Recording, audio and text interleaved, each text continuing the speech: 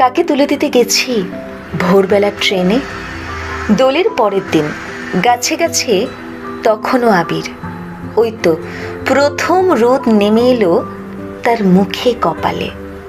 Train আসতে দেরি আছে, আরো দেরি, আরো দেরি হোক। চোখ তো মুখের দিকে তাকাতে পাচ্ছে না, ঘুরে ফিরে শুধু দেখছে শ্যামলী হাতের পাতা, তার রুমাল পাকাচ্ছে মুঠো, করতলে এখনো কালকের রং ছাপ। স্নান যাকে স্বেচ্ছায় অধৌত রেখে গেছে।